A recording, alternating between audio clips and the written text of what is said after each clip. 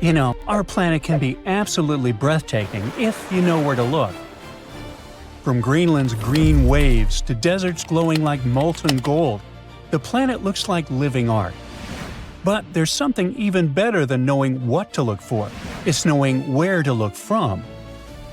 For example, from a few hundred miles above the ground, where satellites are, so you can see faces in deserts, hearts in sand, spirals, skulls, and mirror lakes flashing sunlight straight back into space. These are some of the weirdest things you can see from space. In the middle of the Sahara Desert, satellites once caught sight of something meant to scare visitors from outer space. It's a colossal skull staring right up at the sky. Its hollow eye sockets, long nose ridge, and cracked outline looked eerily human, almost as if something enormous had been fossilized beneath the sand.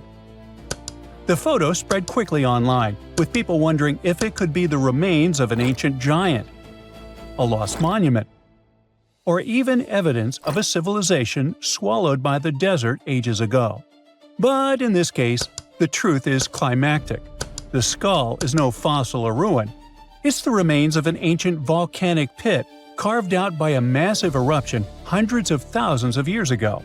Over time, relentless desert winds carved away the softer layers of rock, while the tougher ones held firm, leaving behind ridges, pits, and hollows. When sunlight hits it just right, those shadows fall perfectly into place, completing the illusion of a face. Down in the Namib Desert, there's an incredible natural wonder. Fairy circles, roughly circular, bare patches in the grasslands.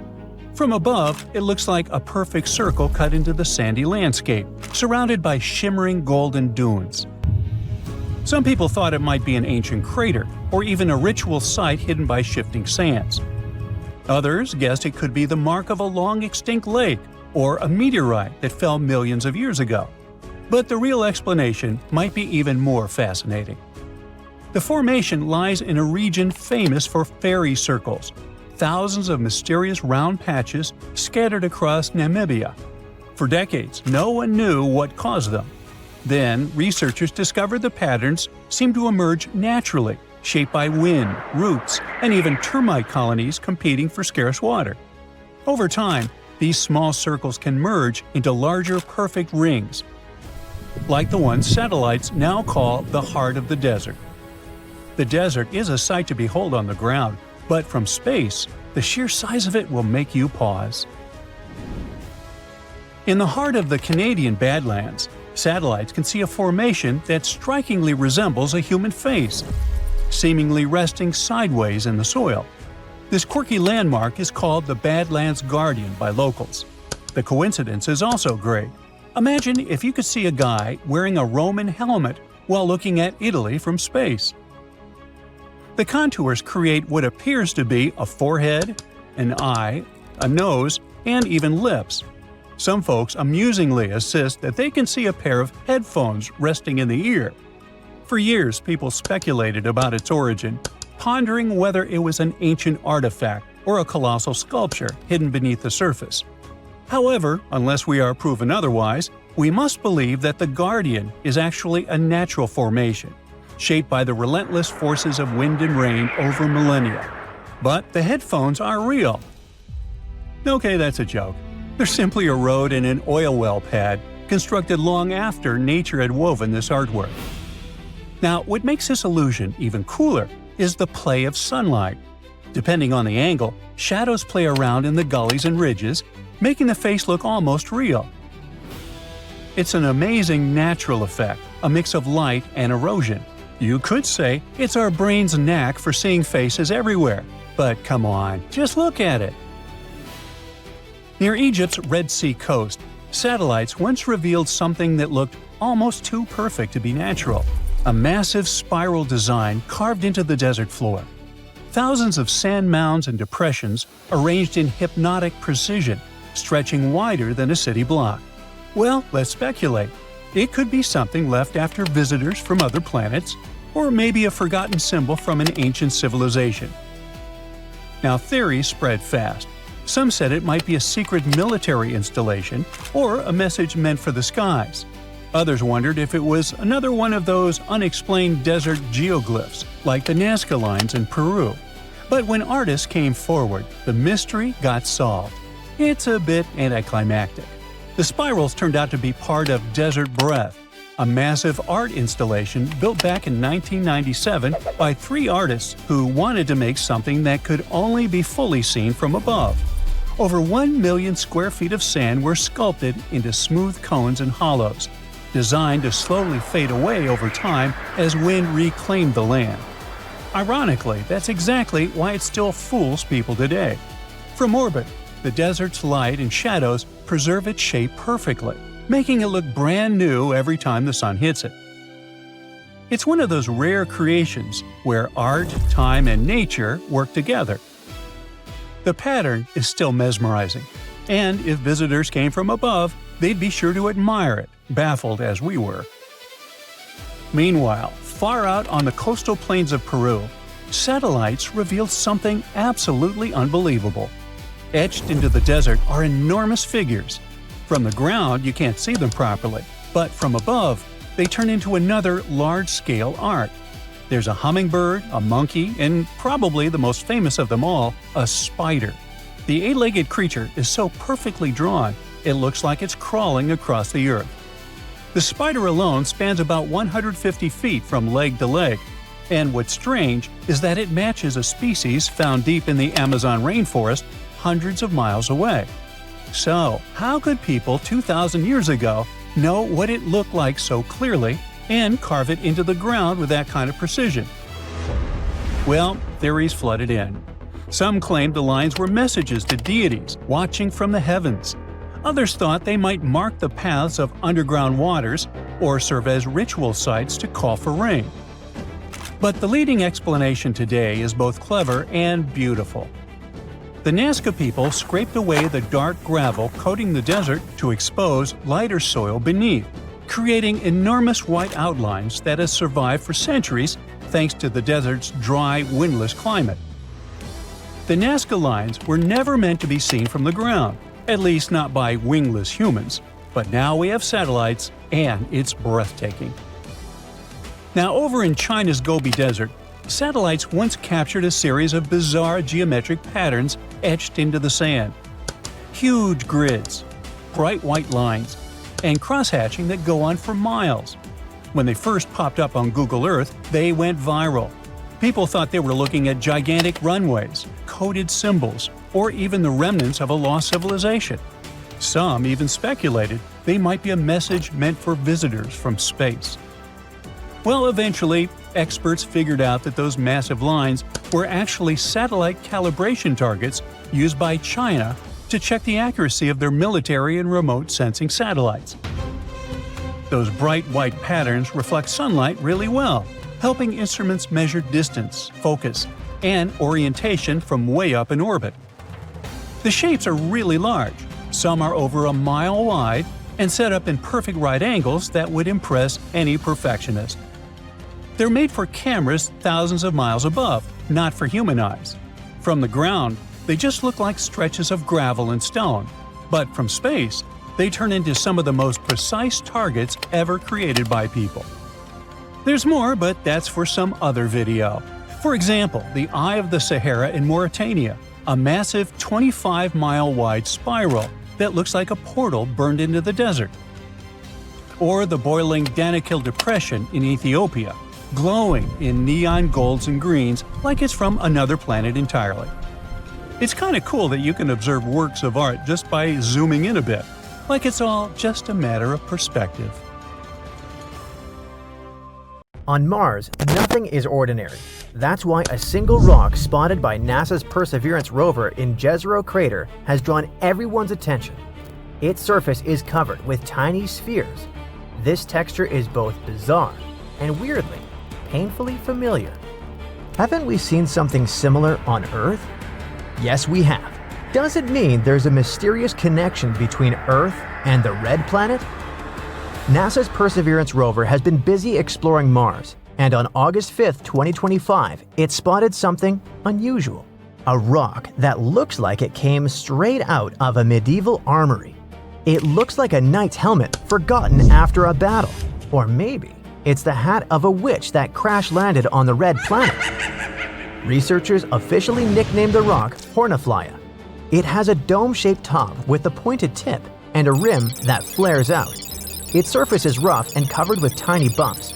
But the coolest thing is that the rock isn't just lumpy. It's made up almost entirely of little round spheres. Imagine bubble wrap that someone balled up and spray-painted Mars red. Here you go. Geologists aren't too impressed by the rock's shape, but its composition makes them raise their eyebrows. Such little spheres could have formed in a few days. Chemical weathering, volcanic activity, or if rock vaporized by a meteorite cooled down and condensed. On Earth, rocks with similar textures sometimes come from processes involving water, and this is one of the reasons why everyone is so excited now. If underground waters had a hand in shaping the rock, it could mean there was a lot of water on Mars in the past. And water means life. Now, another cool thing about this helmet is that it's a floating rock. The term means that it looks completely different from those around it. Basically, this rock doesn't belong to the area where the rover found it. The best guess is that it was launched from another location. Maybe it was a volcanic eruption, or more likely, an asteroid smacked into the Martian surface and flung it across the landscape. Interestingly, this isn't the first bubble rock Perseverance has seen. Back in March 2025, it found another sphere-covered rock, and some of the tiny balls had holes in them. If you look closely at Horniflya, you can see a bunch of those too. That might mean they're what geologists call ooids, small spherical layered grains. On Earth, ooids form when calcium carbonate builds up layer by layer in shallow water. Picture a warm, shallow sea near the equator. The water is a little choppy and waves are constantly moving things around. That's the kind of place ooids are born. They grow like pearls in oysters. An ooid starts small, usually with a tiny grain of sand or some other speck. The water is overloaded with calcium carbonate, so every time the waves move that grain around, a new layer builds up. Over time, the layers pile on, and you've got yourself a neat little ball. Sometimes the center isn't as tough as the layers surrounding it. That's why the core can dissolve or even disappear completely, leaving behind a hole. If those Martian spheres formed in the same way, this might be the reason why they have those tiny cavities inside them. But there's another possibility. On Earth, the other way of ooid formation is biological. In other words, they sometimes start with the remains of tiny living organisms. Could the ooids on the red planet have formed in the same way? Of course. This doesn't mean we can slap a "Life Found on Mars" headline on it just yet. But the fact that these holes exist is a clue that hints that Mars might have had the right kind of conditions for life. Well, maybe not seashells and oysters, but definitely something worth paying attention to. Weird Earth-like formations aren't the only intriguing things found on Mars. In March 2025, NASA's Perseverance rover spotted something that looked like a bunch of tiny spider eggs. That something was made up of hundreds of little round balls stuck together. It was just sitting there on a hill called Witch Hazel, near the edge of Jezero crater. On closer inspection, it turned out to be a weirdly shaped rock with a bit of red Martian dust on it. Yeah, sadly, or luckily, those weren't Martian spider eggs. Even so, the formation really stood out from everything else around it. The Perseverance team named the weird rock St. Paul's Bay. It's a floating rock too, just like Horniflya. Something once moved this rock from its original spot. One theory claims that it could have been created when a meteorite smashed into Mars. The powerful impact must have blasted rocks into the air. Then, those bits could have cooled down and formed those tiny balls.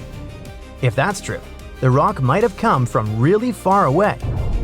Another cool find occurred in April 2023 when NASA's Curiosity rover took a little break from searching for signs of ancient water on Mars and stumbled upon a travel book.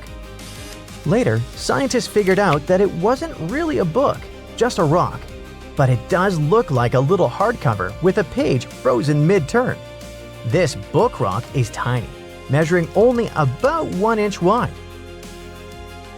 In February 2022, the Curiosity rover spotted something that could only be described as a tiny flower made of minerals. It looked like little coral branches, but it was actually a mineral deposit, pretty rare to see in a flower-like shape. Most of these kinds of deposits form when ancient water mixes with rocks on the Martian surface, so they're not exactly new to scientists. But that one was unique, since it looked like a tiny plant or flower. In January 2023, the University of Arizona shared another bizarre image, a rock formation on Mars that looked like the face of a giant teddy bear. It had 2 distinct beady eyes, a button nose, and an upturned mouth. It was captured by NASA's Mars Reconnaissance Orbiter, which was orbiting the red planet at the time. Scientists from the University of Arizona explained that the teddy bear face was likely just a natural formation, like a broken up hill or mound in the center of an ancient crater. But let's get back to Horniflyer. Perseverance snapped that strange bumpy rock photo during its 234th week on Mars, and NASA even picked it as the rover's best shot of the week. Of course, the rover's main job isn't collecting cool-looking rocks. Perseverance was launched on July 30th, 2020 with a big goal: to search for traces of ancient microbial life and figure out if Mars was ever truly habitable. That mission is connected directly to NASA's Artemis program. It's focused on setting up a long-term base on the Moon. The idea is that such colonies on Earth's natural satellite will help manage and support the first astronaut landing on Mars. At the same time, SpaceX CEO Elon Musk has his own ideas. He wants to send uncrewed missions to Mars as soon as the end of 2026. In the meantime, Perseverance has been busy. Its first assignment was exploring Jezero crater, a site chosen because it once held water. After 3 years of work, the rover wrapped up its full survey of the crater. It happened in December 2024. NASA explained why this mattered. If Mars really went through long wet periods, Jezero's lake beds or shorelines could be some of the best places to look for fossilized signs of past life. Perseverance isn't alone either. 4 other rovers have reached Mars over the years. The very first, Sojourner, landed in July 1997. Then came Opportunity, which was expected to last just 3 months, but ended up operating for an incredible 15 years, until 2018. As for the bubbly rocks, scientists want to know more than just what they're made of. They're curious about where those rocks originally formed, and whether they lie in layers that could reveal how different materials build up over time.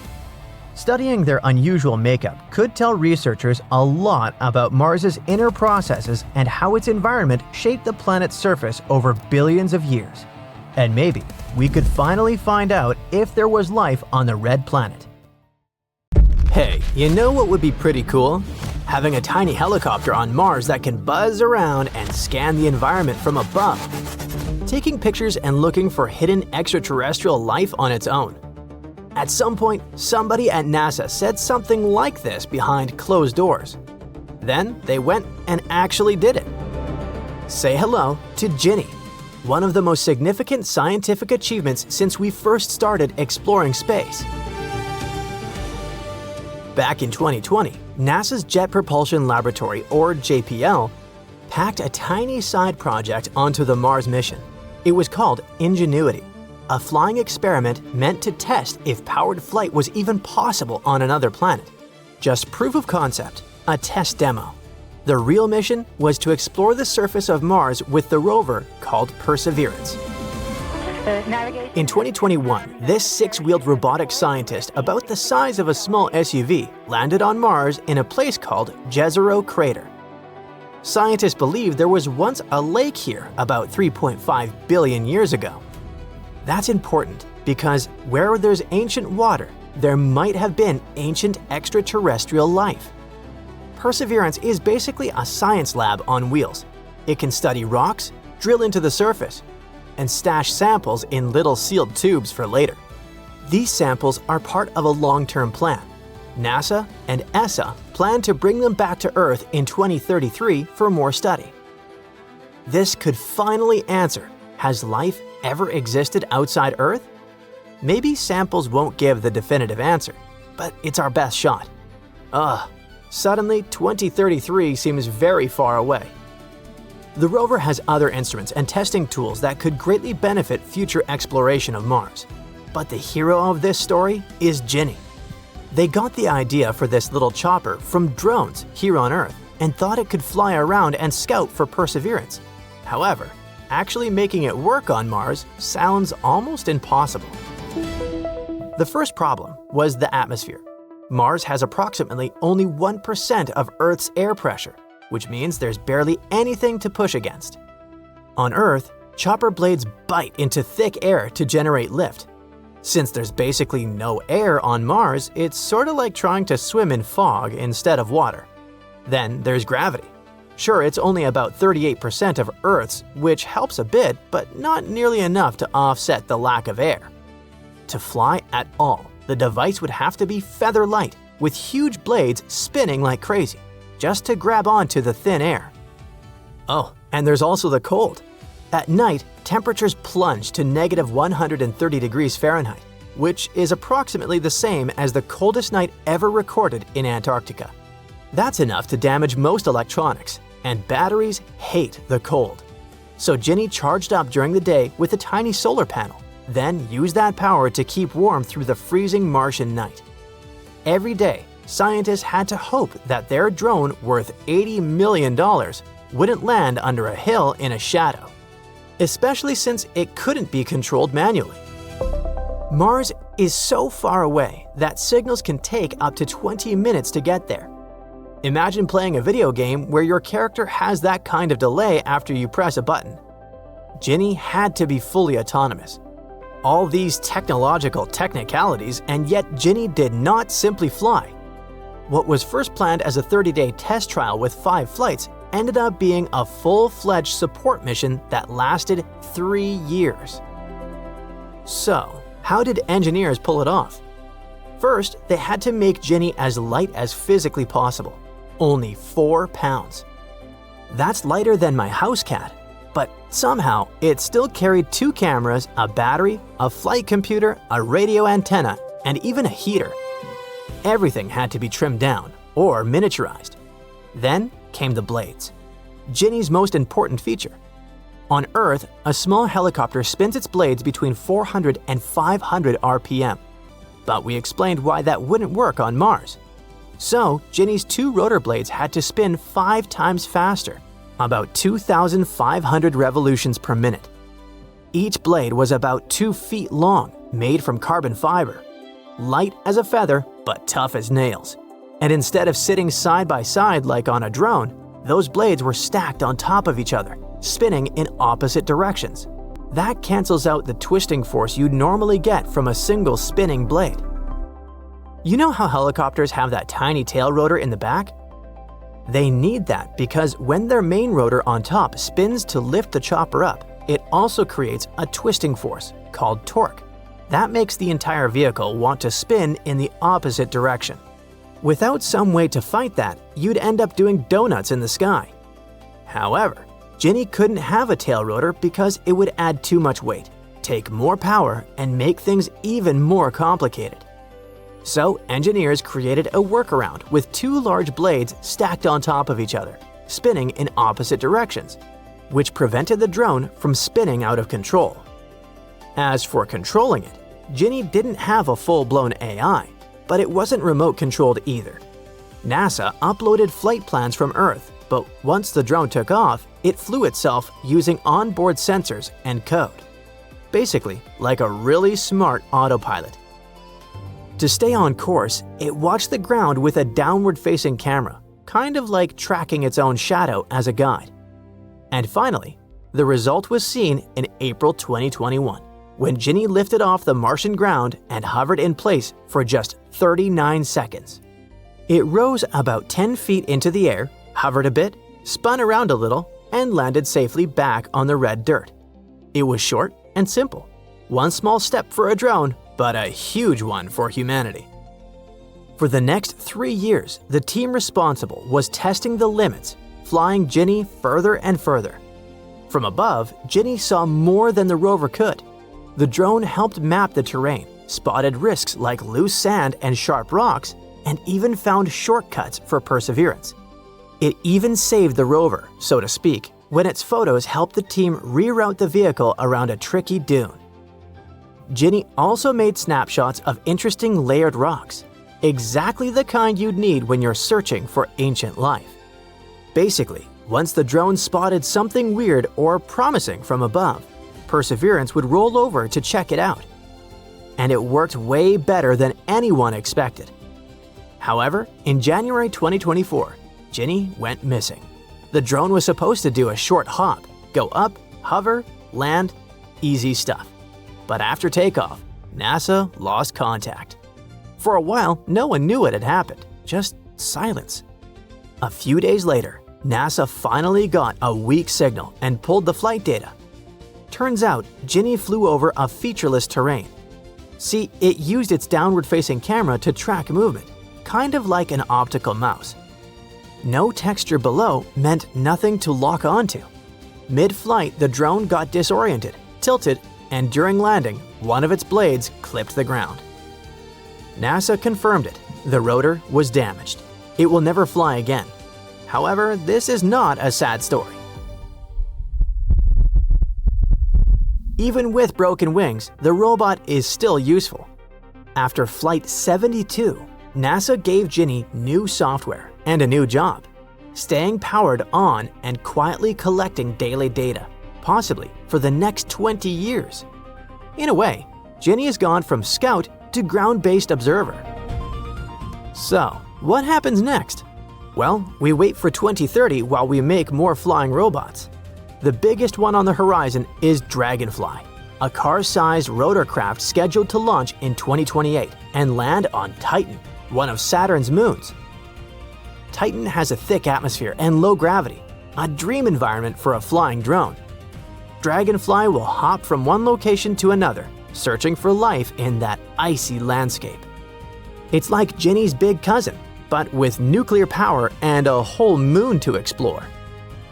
The project Ingenuity's success is already inspiring NASA to design better Martian helicopters. Some of them could be equipped with grippers to pick up rock samples, or even join up with rovers for full-on search and collect operations.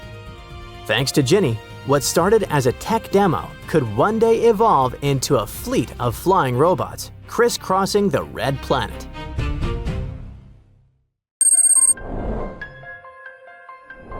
Well, here you are. You're the first person to set foot on Mars. And your first mission is to explore a place called Jezero Crater. You're wading through the thick, rust-colored dust when suddenly you trip over something and almost fall. You lean closer to examine the culprit and recoil in horror. A skull is staring back at you. Who did it belong to? An ancient Martian dinosaur? A representative of a long-lost civilization? Now, this isn't a made-up story. That's what NASA's Mars robot called Perseverance would tell you if it could speak and, had consciousness. The rover had indeed found something strange, but it wasn't a real skull. It just looked like one. In reality, those were rocks that seemed to be out of place on the red planet. Right now, Perseverance is exploring the edge of a big, empty bowl-shaped area called Jezero Crater. Scientists think that a long time ago, this crater held a giant lake. Perhaps it was even full of tiny life. Since December 2024, the rover has been rolling down a steep hill called Witch Hazel Hill. It's an important mission because this hill might hold secrets about what Mars's weather and environment were like billions of years ago. Anyway, on April 11, 2025, Perseverance stopped to look at a special spot where two types of rock meet. One was light-colored and the other was dark. And right at that spot, scientists saw a weird-looking rock they later named Skull Hill. It stood out dramatically because it was dark and had a sharp shape. But the creepiest thing? It was full of little holes, a real nightmare for those with trypophobia. So NASA shared this discovery in a blog post. They explained that Skull Hill didn't look like the other rocks nearby. The area where Perseverance found these strange rocks is called Port Anson. Scientists think that many of the rocks there didn't originally form in that spot. They were moved from somewhere else an exceptionally long time ago. But how did they move, or what moved them? Now, don't get your hopes up. It doesn't mean we'll find space neighbors on Mars. These kinds of rocks are called floats. They are likely to have traveled a long way across Mars billions of years ago, back when the planet was much warmer and wetter, with rivers, lakes, and maybe even oceans. As the water dried up and the soft ground around the rocks slowly wore away over time, the tougher rocks stayed behind, sitting on the surface. Now scientists are trying to figure out how the strange holes on Skull Hill were made. One idea is that tiny parts of the rock broke off and wore away over time, leaving behind little pits. Another idea is that Martian winds, which carry dust and tiny rocks, might have slowly scraped the surface, kind of like sandpaper, and created the holes. Skull Hill is dark-colored, and at first, scientists thought it might be a meteorite that had come from space. But when they looked more closely at the chemicals in the rock using Perseverance's supercam, the results didn't match what you would expect from a typical meteorite. Nope. So, scientists now think Skull Hill might be a volcanic rock. On both Earth and Mars, dark volcanic rocks get their color from minerals like olivine, pyrozine, and biotite. If Skull Hill is volcanic, it might have come from old lava flows nearby that have broken down over time. Or maybe it was blasted out of the rock during a huge crash, something like an asteroid impact that dug deep into the ground and pulled up volcanic rock from below. What helps scientists in their research is that Perseverance now has some cool tricks that help it figure out what Martian rocks are made of. That's how we can learn where the rocks came from and how they formed. Lately, the rover has been super busy. In just a few months, it has collected samples from 5 rocks, studied 7 rocks very closely, and blasted 83 rocks with its laser to learn about them from a distance. That's the fastest pace of research since the rover landed on Mars 4 years ago. At least that's what NASA's Jet Propulsion Lab says.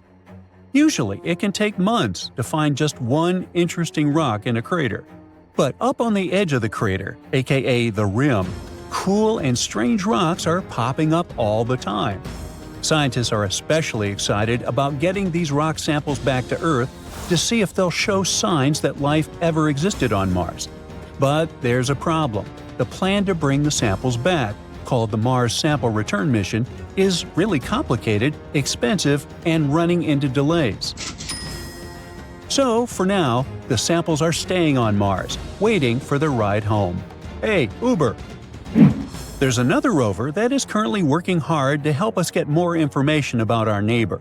That's Curiosity, and it might have found a clue about what happened to Mars's atmosphere from billions of years ago, thick and carbon dioxide rich. If the red planet once had warm temperatures and flowing water, what are the signs of all the carbon that should have been left behind? Now normally, a planet like that would have carbonates, minerals made when carbon dioxide reacts with water and rock buried in its soil. But on Mars, very few carbonates have ever been found, which has been a big mystery. Now, scientists might finally have an answer. A new study suggests that iron carbonate, called siderite, may be hidden inside Mars's sulfate-rich rock layers. These layers weren't easy to spot in satellite images from orbit. That might be the reason why carbonates may have gone unnoticed for so long. At one point in the past, Mars's carbon cycle got out of balance. The rocks started pulling in more carbon dioxide than they were releasing. Over time, this may have caused Mars to lose too much CO2 from its atmosphere. It cooled the planet and made it dry and lifeless. The planet might have been still habitable when this happened, but once carbon dioxide started turning into siderite, Mars may have begun getting too cold to support life. The Curiosity rover found these carbon-rich rocks in Gale Crater, an area on Mars that used to be full of water. The rocks also contain a lot of salts, which usually form when water dries up.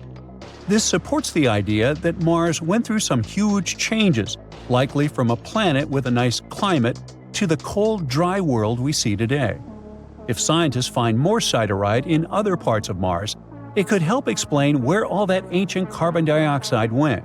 Even better, it would support the idea that Mars was once warm, wet, and maybe even habitable. But that's not the only discovery Curiosity has made. The rover has a set of special instruments called SAM. Now, SAM's job is to study the rocks, dirt, and air on Mars to learn more about the planet. And one of SAM's biggest findings happened when it studied rocks from Gale Crater. SAM found organic molecules. Organic molecules are special because they're made of carbon, and on Earth, carbon is super important for life. Plants, animals, and people are all made from carbon-based molecules. So, finding these molecules on Mars makes scientists wonder if it's another proof that Mars once had life, a long, long time ago. When SAM looked even closer, it found certain patterns in gases like carbon dioxide and methane. These patterns might match what you would expect if tiny ancient life forms were making organic molecules. But there's also another explanation. These molecules might have been made by sunlight reacting with gases in Mars's air. In this case, no life would have been involved at all. On Mars, strong ultraviolet light from the sun can break apart and mix up molecules, creating new ones that eventually land on the ground. So even though scientists don't have a clear answer yet, finding organic molecules is a really big deal. At the very least, it tells us that Mars had the right ingredients for life, even if we don't know yet if life actually existed there. Now, scientists are using SAM and Curiosity's other tools to keep searching for more clues. If you're scared of spiders, never ever visit Mars. In March 2025, NASA's Perseverance rover found something looking like a bunch of tiny spider eggs on the surface of the red planet. This something is made up of hundreds of little round balls stuck together. What if all these eggs hatch? Will hordes of 8-legged creatures swarm the red planet? Doubtful. The thing found by Perseverance was just sitting there on a hill called Witch Hazel, near the edge of Jezero crater. On closer inspection, it turned out to be a weirdly shaped rock with a bit of Martian dust on it. Yeah, sadly, or luckily, those weren't Martian spider eggs. Even so, the formation really stood out from everything else around it. The Perseverance team named the weird rock St. Paul's Bay. It's what scientists call a float rock. This term means that it didn't form where it was found, but somehow got moved there. So, at the moment, we don't have enough clues to figure out its background and how it got that strange texture. But that's not the only mystery. Something had to move this rock from its original spot. One theory claims that the rock could have been created when a meteorite smashed into Mars. The powerful impact must have blasted rocks into the air, and those bits could have cooled down and formed the tiny balls we see now.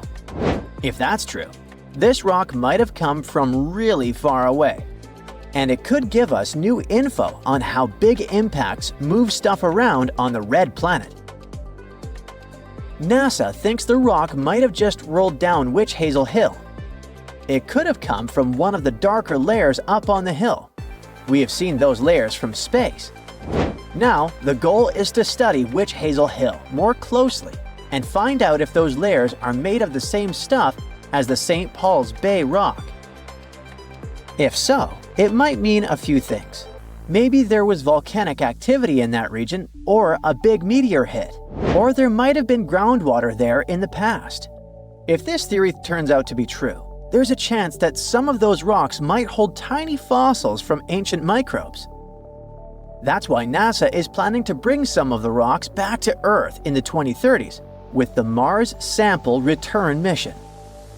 We'll get to study them up close and maybe, just maybe, find signs of ancient Martian life. Now, the funniest thing about it all is that it isn't the first time scientists have dealt with arachnids on Mars.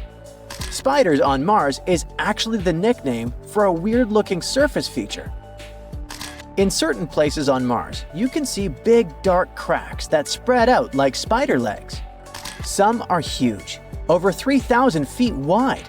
From above, they seriously look like a bunch of creepy crawlers moving across the planet. These spooky shapes were first spotted by Mars orbiters in 2003, and they've been showing up in satellite photos ever since. At first, no one had a clue what they were, but now, scientists think they form when carbon dioxide ice, dry ice, sitting on the surface, suddenly turns straight into gas. That fast change causes gas to shoot through the ice and carve out all those strange crackly patterns. An even cooler thing is that NASA scientists have been able to recreate those Mars spiders in the lab here on Earth. They built a special setup mimicking Mars's surface and watched tiny versions of the spiders form right in front of their eyes. The team had been trying to recreate those Mars spiders for 5 years. When it finally happened, they were overjoyed. Back in 2021, scientists managed to explain how those spider-like marks form on Mars using something called the Kiefer model. The basic idea is that in spring, sunlight shines through big, clear chunks of frozen carbon dioxide, aka dry ice. That heats the Martian ground underneath, and the ice starts turning straight into gas. The gas builds up under the ice, and when the pressure gets too intense, boom, the ice cracks. Gas shoots out, dragging dark sand and dust with it, leaving behind those spooky spider patterns once the ice melts in summer. The team tested this theory using a big special chamber nicknamed Dusty. Yeah, that's a real name. It's about the size of a barrel and can recreate the freezing cold, super low pressure conditions on Mars. We're talking about -301 degrees Fahrenheit. The researchers also put fake Martian soil in the chamber and covered it with CO2 ice. Then they used a lamp underneath the soil to heat it up, just like the sun heats up Mars. Their experiments worked, and little spider shapes formed just like they do on the red planet. The study also revealed something new. The team found that ice formed inside the ground too, and it caused the soil to crack along with the ice. This might explain why the spider's legs are so zigzagged instead of straight, like we might expect. Next, they want to keep doing experiments to figure out more about the Martian spiders, like why they only show up in some places on Mars and why they aren't getting more common over time. The red planet is apparently set on playing tricks on people from Earth. For example, in April 2023, NASA's Curiosity rover took a little break from searching for signs of ancient water on Mars and stumbled upon something curious: a travel book. Later, scientists realized that it wasn't really a book, just a rock. But it does look like a little hardcover with a page frozen mid-turn. This book rock is tiny, measuring only about 1 inch wide.